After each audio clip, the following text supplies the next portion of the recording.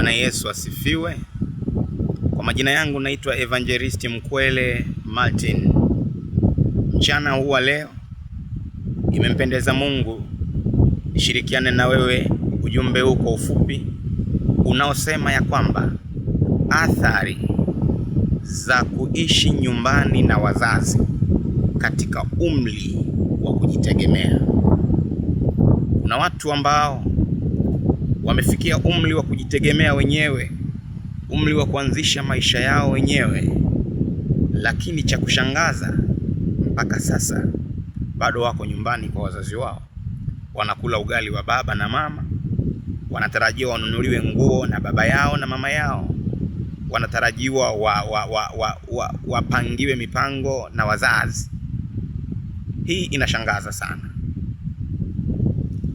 Kuna athari zinaweza zikajitokeza endapo kama umri wako umefikia wa kujitegemea na bado uko nyumbani kwa wazazi. Siku moja Mungu alimwambia Abraham katika kitabu cha Mwanzo sura ya 12 mstari wa 1 na mstari wa 2. Akamwambia hivi, toka wewe katika nchi yako na nchi ya jamaa zako na katika nyumba ya baba yako, uende hata mahali nitakapokuambia, nami nitakubariki huko na kulikuza jina lako. Unaona, Mungu anamtoa Abraham katika nyumba ya baba yake, alafu anamwahidi, utakapotoka huko katika nyumba ya baba yako nitakubariki na kulikuza jina lako. Kumbe unaweza ukaona kuna baraka nyingine Mungu hawezi kuziachilia kwenye maisha yako endapo utang'ang'ana kukaa katika hiyo nyumba ya baba yako na mama yako na hao wazazi wako mko nao hapo pamoja. Mpango wa Mungu ni kukutaka wewe ubarikiwe. Mpango wa Mungu ni kutaka kulikuza jina lako. Sasa wewe unang'ang'ana kukaa hapo, unang'ang'ana kukaa hapo kula ugali wa wazazi, unang'ang'ana kukaa hapo kulala kwenye nyumba waliojenga wazazi, unang'ang'ana kukaa hapo ununuliwe nguo na wazazi, wakati umri ulionao Mungu alitarajia kwamba tayari utakuwa umetoka na umeenda mahali kuanzisha maisha yako binafsi. So ukiendelea kung'ang'ana kukaa hapo katika umri huo ulionao wa kujitegemea, kuna athari zinaweza zikajitokeza, alafu baadaye ukaja kulaumu Mungu, ukaja kulaumu wazazi. Athari gani hizo? Shika hii ninayokuambia. Namba 1, heshima yako itaondoka.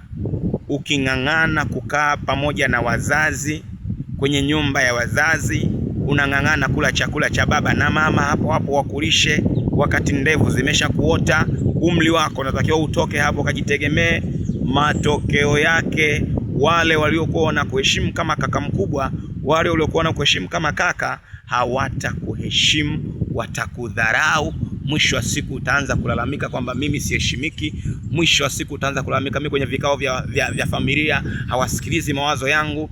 Mwisho wa siku utaanza kulalamika mimi kwenye vikao wananitenga. Ni nini? Ni kwa sababu we mwenyewe haujatengeneza mazingira ya kukuheshimu, hujatengeneza mazingira ya watu katika familia yako kukuheshimu. Sasa Mungu hakutaka ili litokee kwa Abraham, ndio maana alimwambia Abraham, toka katika nyumba ya baba yako.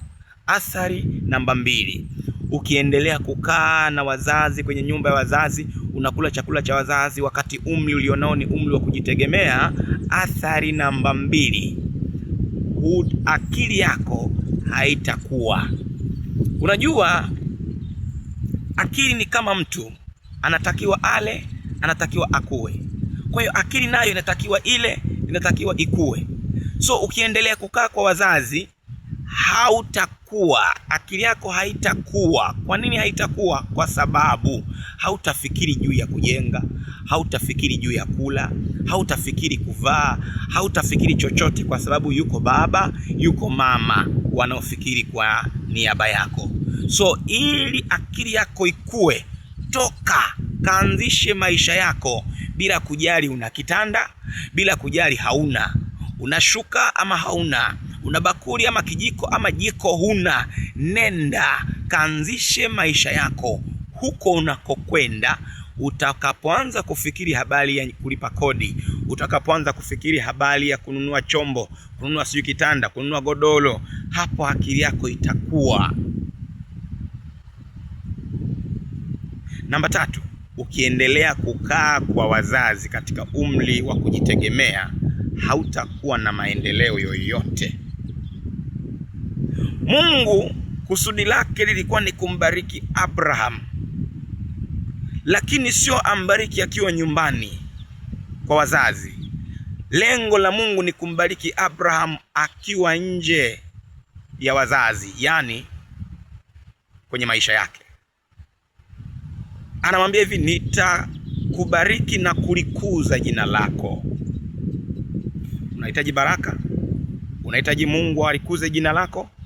Toka kwenye hiyo nyumba ya baba yako na mama yako, nenda kajipangie, kaanzishe maisha yako, kaanzishe kule maisha yako, bila kujali una kitu gani ndani, una kitanda ama hauna, una jiko ama hauna. Nenda kaanzishe maisha yako. Utaona mkono wa Mungu, utaona baraka za Mungu zisizo za kawaida zikimiminika juu yako. Utaanza katika ugumu, lakini utamaliza ukiwa katika ushindi na heshima kubwa. Namba 4, unapoendelea kukaa hapo kwa wazazi, athari zake ni nini? Itaanza migogoro midogo midogo ya kuanza kugombania nani arithi mali za wazee. Utaona sasa hapa mnaanza kupanga mipango, mara tumuue mzee. Utaona unaanza kupanga mipango kumwazia mzee afe mapema ili kusudi mrithi mali. Itaanza migogoro ya hapa na pale, lakini chanzo cha hii migogoro ni kwamba watu mmekataa kutoka kwenda kujitegemea, mmekubali kukaa hapo hapo nyumbani. Sasa Mungu hataki hayo yatokee.